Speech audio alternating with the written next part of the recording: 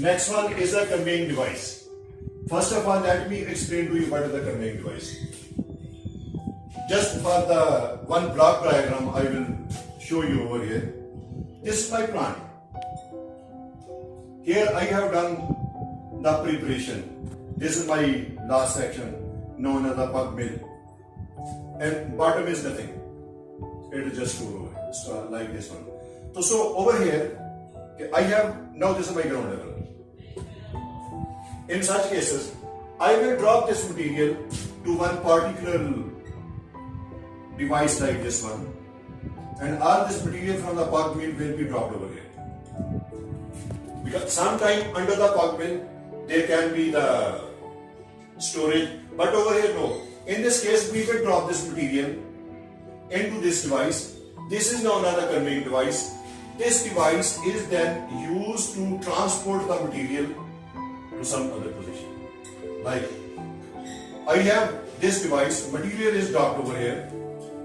Now this device will be moved in order to, known as a conveying device, will be used to transfer this material from this position, and it is being dropped at this point. Here this material will be temporarily stored. So this is the function of the conveying device, to take the material from the pug mill and take it to the other side where this material is going to be stored. So just keep this in mind. Conveying device can be of any shape. Like I have raised the light dragging on the slanting position. It can be maybe some other also types available in order to transfer the material from the pug mill and taking it to the storage area. This is just brief introduction about this conveying device. After this conveying device, I will have to explain this equipment like this one. It's very important, known as the storage silo.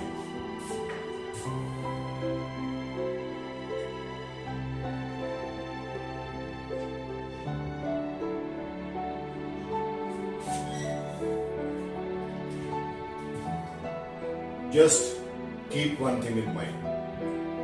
All these batch plants work in batches. Batches mean you have to produce the material from up to 2.5 to 4.5 ton at one time. And in order to make the operation continuous, means that we want continuity of the job.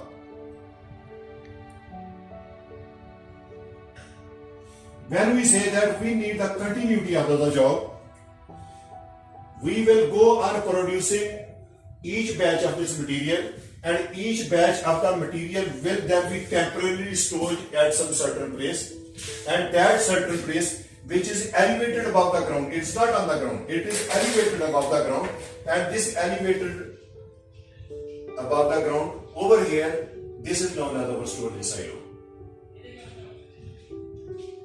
Now the question is why we need silo. First condition I told you that it is producing the material in batches, and for the continuity we need it. Second is, sometime we don't have the vehicles in order to take the material and send it to the other side. Then second point we can say that non-availability.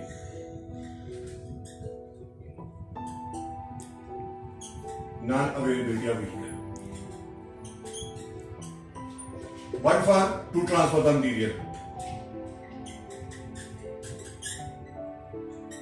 To transfer hard mixed asphalt to site. Then we will go on producing this material and we will go on storing in this silo. Silo can be of any shape. It can be rectangular, it can be circular, whatsoever shape is available, but each of all of these will have an opening gate at the bottom. This is known as the opening gate. Because when any truck will come, the material will be dropped over there, then material will be sent to the site. So this is just over this one. Material will drop to the truck and then truck is transferred to the site. Now we will discuss what type of this silo is. You know, when this material is produced, maybe its temperature from 150 up to 165 Celsius. When this mix will go to the surrounding, it will lose its heat. It will get cooled down. But we want that our material should retain its heat. It should not lose the heat. In order to avoid this, we say that these walls, silo, storage silo, are thermally insulated. Thermally insulated means heat cannot go out and heat cannot enter.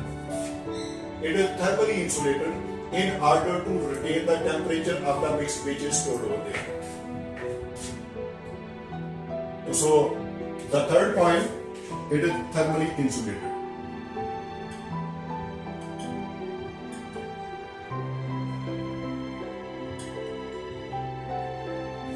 So as I have explained you over here, first case, why we need this one? For the continuity. Why continuity? And second thing, due to non-availability. And third one, what are the important characteristics of this one? The walls are thermally insulated. And the other point which I have already told you, it is always at the elevated position, it is not at the ground. And at the bottom, it has the opening gate where the material will be transferred to the storage. From this storage bin to the trucks, which is transferring the material to the site. Now this was the brief introduction about this one. Now the last part of our asphalt plant, which is very, very important. Now let me explain it to you. Okay, that is about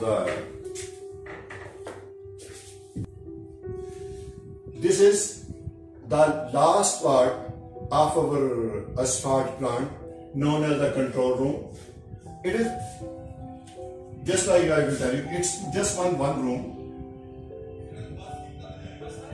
like this one. Here you may have your computer over here. Then along the side you have your panel, operational panel.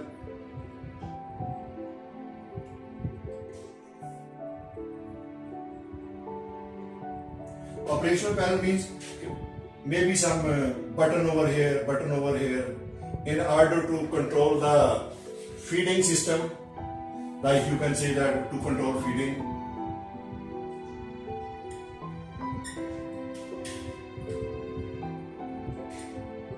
Feeding system maybe has some panel to control the temperature.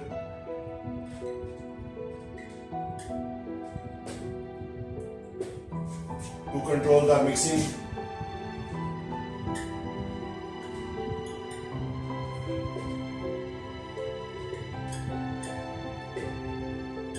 Your applied power supply.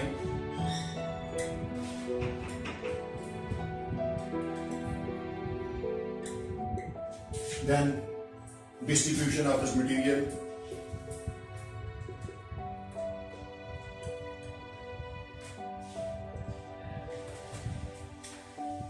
Six-one computer for feeding the program.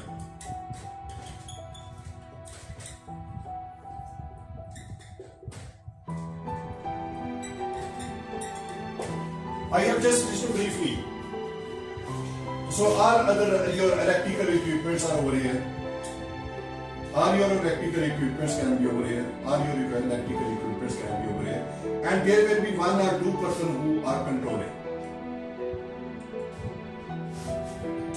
So that's why it is a central command room. Okay, from this command room, the command is given to the cool bins. The command is given to the hot bins. The command is given for the taking of this material, etc. All type of the control of the plant operation is done through the control room. So it is, you can say that very expert person is sitting in this room who is controlling all the parameters while sitting in this room. So this is just brief introduction about the control room of the asphalt plant. Now thank you very much for seeing this. Next we will calculate the capacity of production of asphalt plant. Thank you for seeing this.